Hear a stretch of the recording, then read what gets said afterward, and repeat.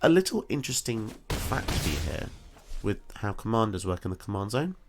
So Profane Procession says exile creature. Then if there are 3 more cards exiled with it, transform it. But if you exile a commander, it doesn't get exiled with this card, it goes to the command zone. So if you're only targeting commanders with Profane Procession, you can target an infinite number of commanders and or tokens. Hello, welcome to a silly new episode. In today's episode, we are looking at a 100 land deck. Now, as you can see, there is a bit of a technicality because obviously there are non-land cards in the deck, but the majority of this is lands. There are in fact 69 actual just lands in the deck. So on the right hand side you can see those, 69 of those. And the rest is all cards that can flip into a land.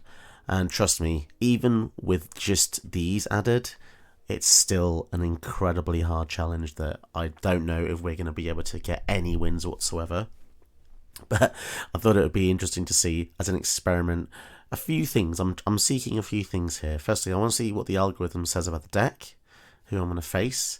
I want to see if it's possible to win with such a high land count, and especially without any commanders in 5 colour that has any land synergy at this level. The reason I went for 5 colours is I needed as many lands as I could possibly get with different abilities tacked on.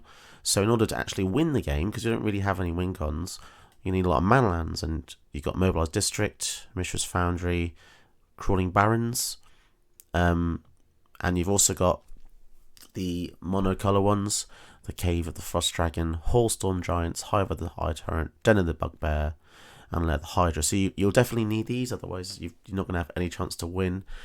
So Jegantha is pretty bog standard, nothing special about this. It just enables us to actually play the deck, because using the other 5 colour generals, they're just too powerful. So the algorithm pits you against really strong stuff, and I'm just hoping this will just go down a bit, just calm down a bit. There are a few other crappy creatures in the deck. So you've got stuff like Skyclave Cleric, Tangled Florahedron, the Glasspaw Mimic, probably going to be absolutely terrible in this deck, Black Bloom Rogue, and the Kazandu Mammoth, which might be okay in this deck actually. So it's a really ragtag deck. As I said before, I don't know if we're going to win any, but it's just an experiment to see. So I hope you'll enjoy watching me probably lose every single game, but see how we can do. I mean, as you get to the upper mana, like 6 mana, you'd expect to have better spells, but they're just truly terrible. 6 mana to drain 4, 6 mana for a 4/5.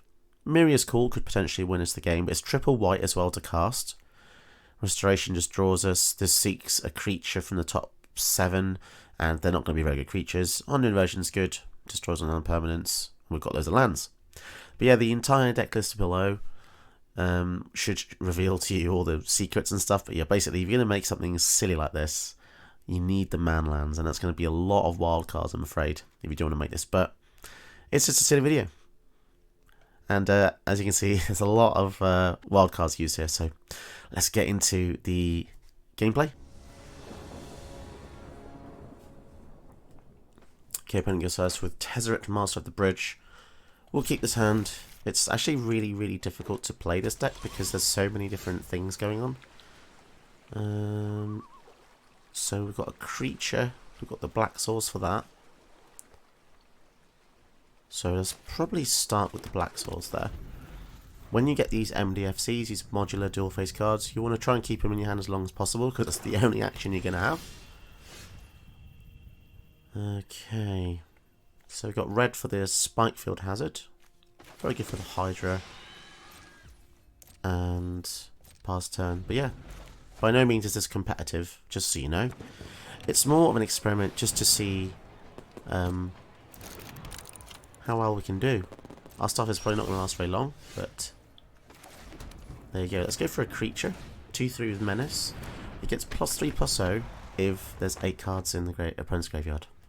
Now obviously Tezzeret's going to be fully powered. This is the reason why my video count for silly decks has probably gone down a bit, because I was finding that I was making meme decks and silly decks, but the opponent wasn't. So it was just nightmarish. But you know, I'll come up with these now and then to see if we can have any fun challenges like this. So next turn they're going to be able to go for Tezzeret. So that's going to be a humongous problem. Let's just swing in. I already don't feel like very confident about this, to be honest. We'll probably want to keep the cycle lands in hand as well. So for now, let's just play this tapped. And then next turn, maybe we can go for the Jegantha. So yeah, scary thing is that the Tezzeret can just drain us for 3 here, which completely nullifies anything we've just done.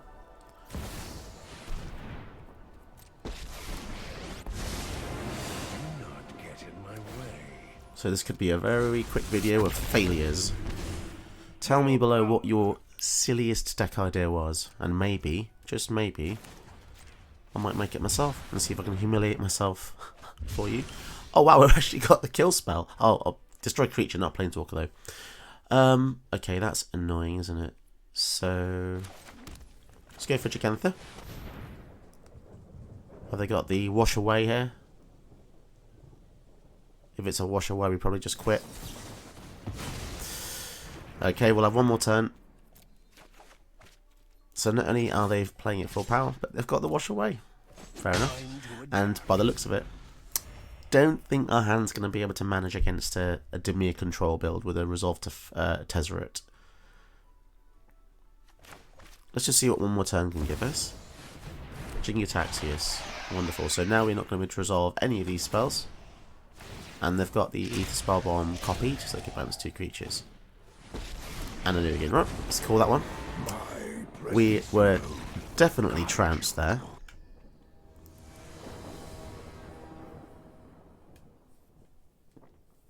We get to go first with a really terrible hand, so let's keep it. I want to kind of use this video kind of like to showcase some of the inner workings of Arena, because I think it's important if people find out about it. Essentially, because the deck uses loads of rares, but they're rare lands, the algorithm thinks that the deck is just really decked out and really expensive, and in paper that's true. It probably would cost an arm and a leg, because these shock lands, for instance, are a lot of money. But the point is that the game thinks that the deck is filled with powerful spells, but they're not spells, they're lands. So can you see my problem there? I've got all these lands going against decks that are fully powered with spells that will crush really easily. And so what does that mean for my argument? Well, it means that any kind of fun deck building, any kind of experimental deck building, kind of just gets thrown out the window. Because how can anybody in a casual format, that's right, this is meant to be a casual format, ever have a fun build using silly permutations like I am? You know, it's quite frustrating as a content creator as well, because I want to bring you, person watching this, fun decks, funnily enough, but it's really hard, I'm going to be honest, because you know, I've played this a bit in testing, and it does match against really powerful decks. I mean, I don't know how powerful this Daragar's deck is, but I'm sure they'll be using all sorts of powerful spells.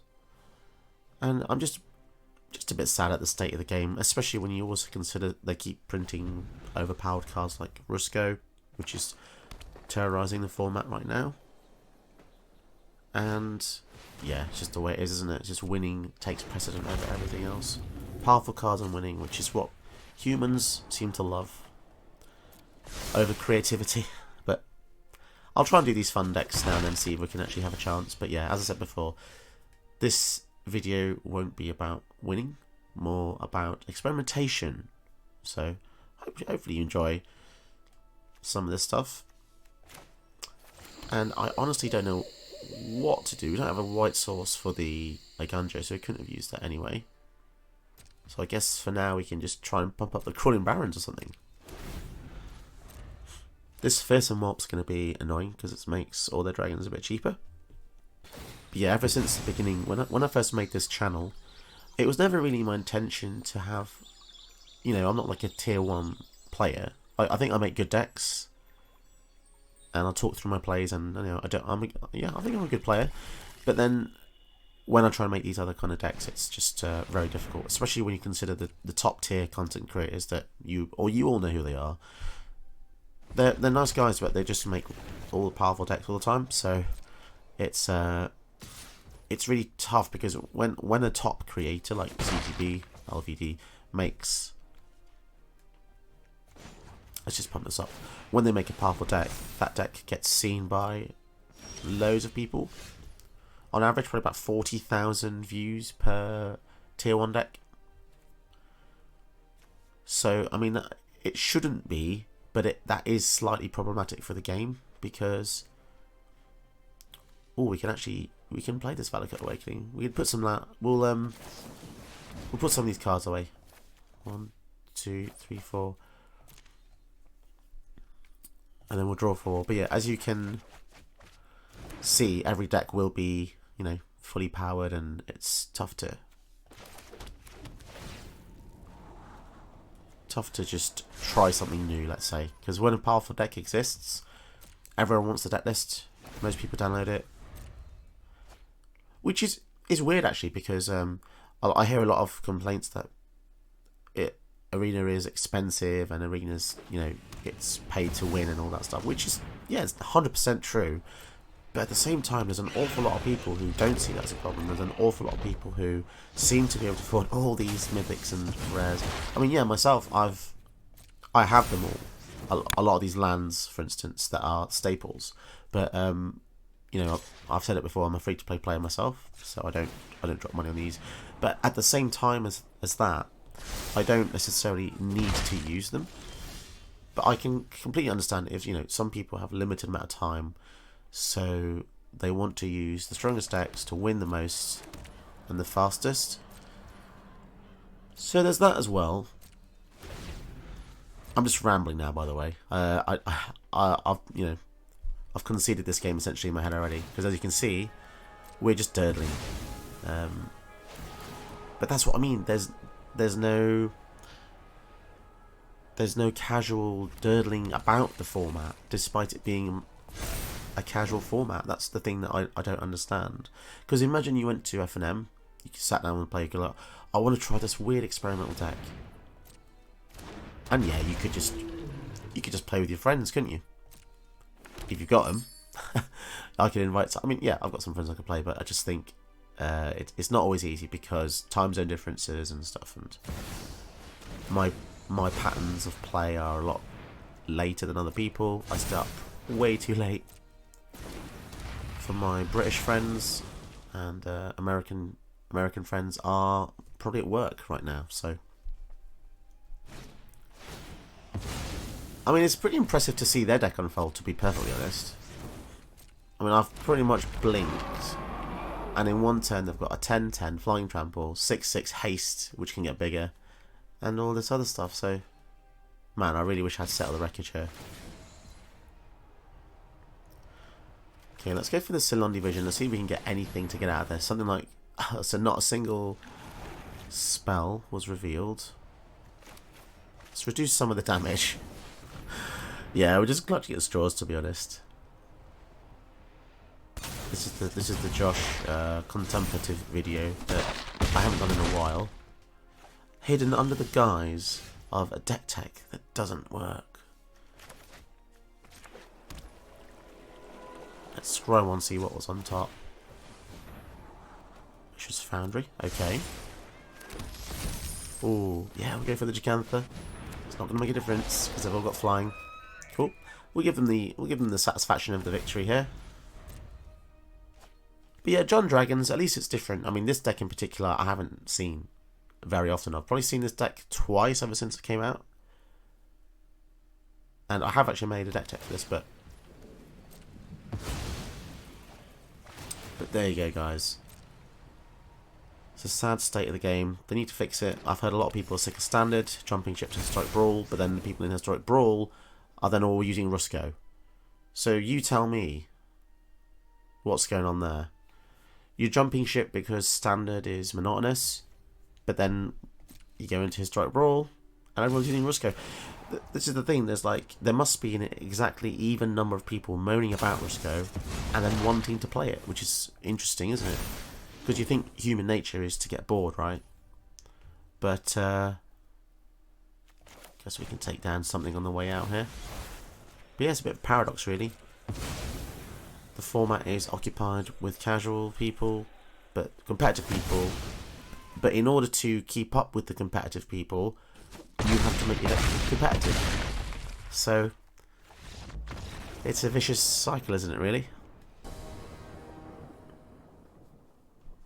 So here's another crazy example of another pretty scary matchup. So Maria, Scholar of Antiquity, is pretty much a combo deck because you can tap artifacts to add green. But if you look at stuff like Soul Guide Lantern, this doesn't need to. It doesn't need to be untapped to. What I'm saying is they can use pointless artifacts to tap for fast mana. Essentially, that's the gist of the deck. But yeah, she's very fast. You'll probably see here a showcase of how fast this deck can be. Because so they go. Oh, interesting. They have a green source. I guess they're going to find that now. Yeah, so they'll get a green source next turn. And then if they play Maria, they went for another red source. Okay. That's interesting. So they must have a green source on the hand, right? Otherwise they can't cast Maria. Maria, you've got to see her.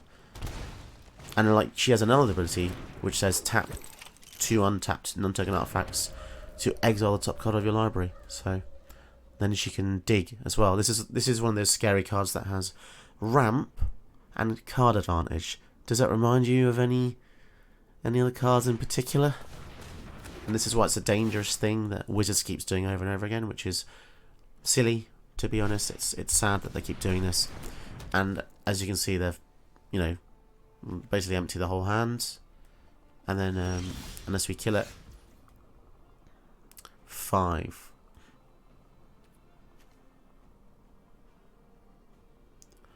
So this is the only black source we have. Guess it doesn't matter, we'll just play it. But yeah, this video is weird. It's almost like a reverse deck tech where we're looking at everyone else's decks. Well, that's kind of different, I suppose, kind of cool. So if you're here for the wins, I'm afraid, you probably won't be happy about this video. But yeah, so they exiled 2 artifacts to... Sorry, they tapped 2 artifacts to exile top card and they can play it. Wow, and as you can see, they can just keep going. It's a bit like Burlester's Citadel, stapled onto a 3-mana Gruul creature. And a Burgie, so they can storm off with the Burgie here. Interesting, so we can actually just kill the Maria, possibly. I mean, I'm not complaining about that. At all. Get the Profane Procession out. I mean, I'm not going to say anything, but if we do manage to stabilise, I don't know. Don't know. Pretty unlikely, to be honest. How much do we need for Shatterskull's smashing to be any good? 6 damage, we need 8 mana. Yeah, if it sounds like I'm annoyed, I'm not even that annoyed. I think because Magic for like the last year or so has been kind of saddening. Just because of all the things that have gone on. Like, if you didn't know, last year they released a product which was $1,000 for 4 boosters, for 4 proxies. So, you know, 4 proxy boosters, so $250 a pack. You open them, you can't even play them in any events, or even legal in Commander, I don't think. So, it just seems to be pretty crazy that that's even legal. And when you see a company that you used to love do things like that, it just makes you wonder, like, well, what else are they going to do, you know? It's just one of those things. So they found the hexproof for Maria, so we can't actually use the Profane Procession on it. A little interesting fact for you here with how commanders work in the command zone. So Profane Procession says exile creature. Then if there are 3 more cards exiled with it, transform it. But if you exile a commander, it doesn't get exiled with this card because of the command zone. So if you're only targeting commanders with Profane Procession, you can target an infinite number of commanders and or tokens. Let's get rid of the Bergie. Well, we can try. They might have a response here. No? So the other cool thing is we can eventually play them ourselves if we ever get the chance. I mean, if we'd gone for Jegantha there, we could have actually used the procession twice in one turn. Okay, so now they've got the combo. I think the Retrofitter Foundry can untap itself, create servos, turn the servos into Thopters, and turn the Thopters into constructs. And with Maria, this is just going to be crazy because they can tap it for green and then untap it. I don't really like the fact that green now has artifact synergy, like the Sarenth Steel Seeker. Whenever an artifact comes in, look at the top card. If it's a land, put it into your hand. I feel like green was already too good anyway. So giving green access to now artifact synergy is kind of crazy. Defense grid, goodness me. So yeah, I mean, I guess it's kind of interesting to see how this deck works. I mean, I never, I'll be honest, I didn't think I was going to have a chance winning anything in this video anyway, so. It's also surprising to see how many low-cost artifacts there are that are playable. I mean, most of these are playable without having the Maria, you know. I'd probably use most of these. The Inspector makes them one less as well, so this is the whole Storm element. Imagine they had the Bergie out. They'd be getting red mana every single cast. So we're getting to see, you know, this is a matchup that we're facing with a deck with 69 lands. So there you go. Mr. Algorithm. A lovely man or woman. At least we'll be dead soon. This has got Ward 1, so if we play a land, we can exile it with the procession. Yeah, to be honest, they got pretty lucky, and it was only because of this hexproof, because obviously if they didn't get this, they would be able to continuously exile their commander, but it's yeah, sheer luck. We weren't doing that bad, really, considering the you know, the situation. But I fear that this is probably the turn that they win, because they've got a vehicle here with 4 power. So 4, 5, 6, 7, 8. Howling Mine. Okay. The ceiling on this Sarenth Steel Seeker is crazy. That was a lot of S's in one sentence.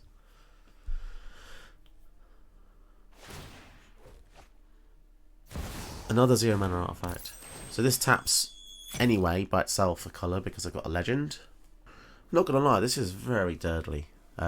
This is like pain. If I was playing this person in real life, I'd just say, look, have you just got the win con?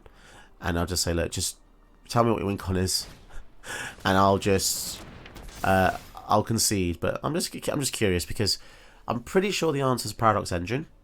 Because if they ever get Paradox Engine out and they cast a spell, every single one of these artifacts untaps, and they can go on forever. It's infinite. It's a 3 mana rare, infinite combo, fast mana enabler that came out in literally like the last set, I think. Not gonna lie, the pose is very weird. Like, to be squatting like that and then looking up, it's like very vulnerable position. Like, especially in a, when you consider there's like Phyrexians everywhere. Okay. Down to 7. And they still haven't won, which is ludicrous. And annoyingly, 7, we don't have an untapped mana. Oh no, we do. But I just don't think this Shatter Skull's going to really matter. Guess we can go out with a bang though, can't we? 6 apiece, yeah. It's a shame we couldn't have hit the general with that. If they have a protection spell, I'll probably just concede here. There's no point. Okay. But yeah, I think I'm probably going to concede this anyway because, I mean, what can we do? Okay, there's one out. Destroy on non permanence.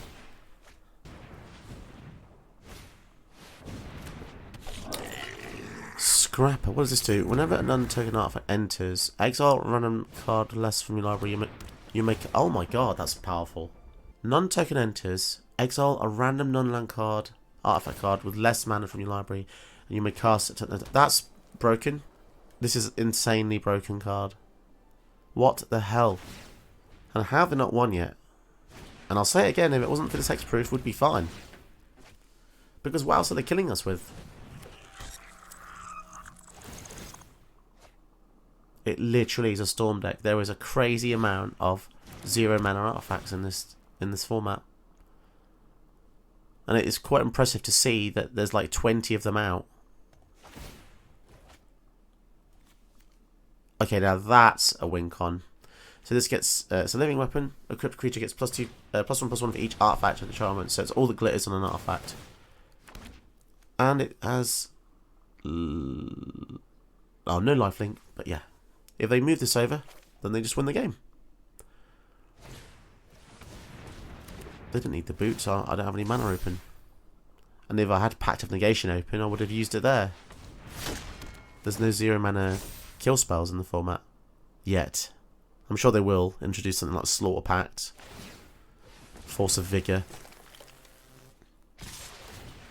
There we go, a spectacular finish there. I have to say, it was a bit slower than I thought, but there you go. I guess if they had Paradox Engine, it would have been game over much sooner. Did you know that you can help my channel by watching another one of my videos? Go ahead, you know you want to.